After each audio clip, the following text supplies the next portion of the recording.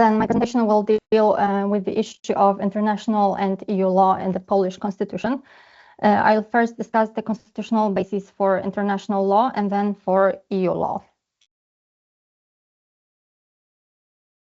To begin with, the Polish constitution of 1997 is regarded as favorable towards international law.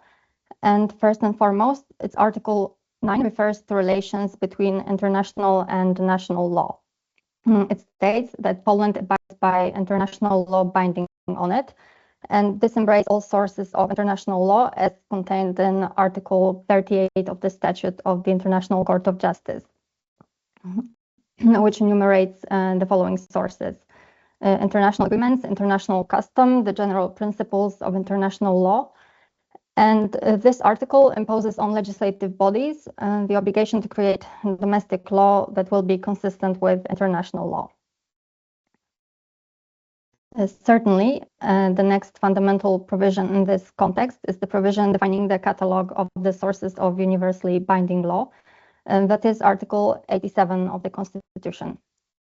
It states that the Constitution, statutes, ratified international agreements, and regulations are the sources of universally binding law. This provision concerns international agreements adopted through ratification, which are a source of international law.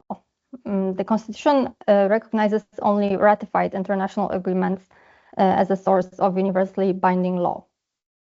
So agreements concluded in a manner other than ratification, like by signing, exchanging notes, or accessing, are not a universally binding law. Additionally, based on Article 89 and 90, 4 types of international agreements are distinguished. This division is essential for indicating the rank of a particular kind of international agreement within the hierarchy of the sources of law. Firstly, there are agreements delegating to international organizations or international bodies powers of state authority organs in certain matters. They are ratified upon consent granted by statute adopted in the exceptional legislative procedure or upon consent granted in a referendum. The exceptional legislative procedure consists in adopting a statute granting consent to the ratification of an international agreement by the Sejm, which is the lower house of the Polish parliament, by a qualified majority of 2/3 votes in the presence of at least a half of the statutory number of MPs, and in the same way by the Senate. Secondly, there are agreements ratified upon consent granted by statute adopted in the regular legislative procedure.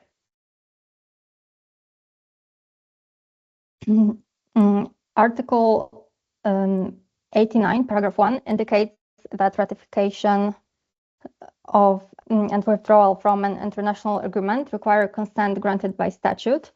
And this is the case when the agreement concerns peace alliances, political or military treaties, freedoms, rights, or obligations of citizens, as specified in the Constitution, Poland's membership in an international organization, considerable financial responsibilities imposed on the state, or matters regulated by statute or those in respect of which the Constitution requires the form of a statute. And thirdly, there are also agreements whose ratification doesn't require consent granted by statute. And the fourth type are agreements that are not subject to ratification. They are not universally binding, and they are concluded by the Council of Ministers or by ministries. They may not constitute the basis for rights and obligations of natural or legal persons, and they are also binding as the internal law of the organizational unit subordinated to the organ that concluded a given agreement.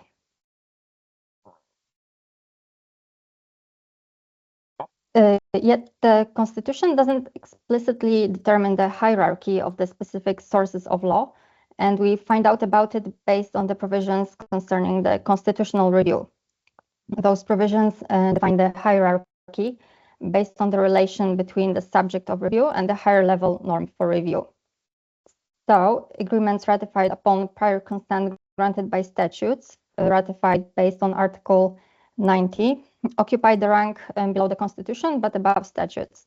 And this follows from Article 188.1 and 2. And agreements whose ratification doesn't require consent granted by statute or referendum have a rank below statutes but above regulations. And now let's switch to EU law.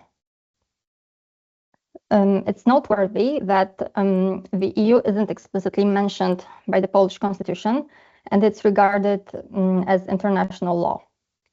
And the Polish constitution, as opposed to some constitutions of other states, doesn't treat EU law as a separate system, but includes it within the constitutional term international law.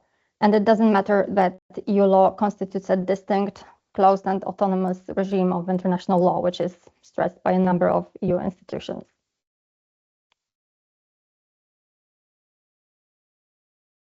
The relations between domestic law and EU law are above all regulated by Article 9 of the Constitution, under which Poland abides by international law binding on it, which also refers to EU law binding on Poland. And the next significant provision referring to those relations is Article 87, paragraph 1, which enumerates ratified international agreements as a source of universally binding law.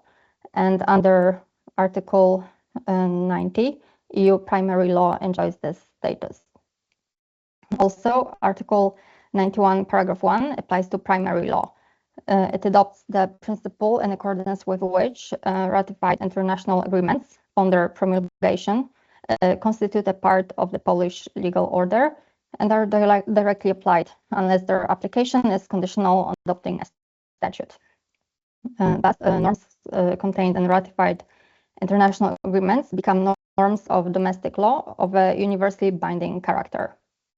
In turn, Article 91, paragraph 2 refers to the primacy of ratified international agreements over statutes if those agreements can be reconciled with statutes. So such agreements have a legal force weaker than the Constitution, but stronger than that of a statute. In turn, what refers to secondary legislation is Article 91, paragraph 3, under which the law enacted by international organizations, of which Poland is a member, has a rank below statutes. It enjoys primacy if it collides with statutes. And this provision is applied to inconsistency between a statute and an EU act of secondary legislation. So organs applying the law are thus obliged to disapply a regulation of domestic law if it's inconsistent with EU law. They are obliged to apply a norm of EU law, that is, resolve the case based on a provision of EU law. Also, the relations between norms of EU law and norms of domestic law of the EU member states are regulated by the principle of the primacy of EU law. This is a conflict of law rule, stating that in the event of a collision between a norm of domestic law and a norm of EU law, a norm of EU law should be applied.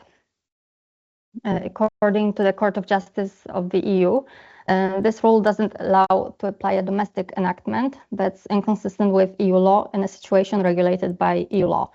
This also refers to the constitutions of the member states.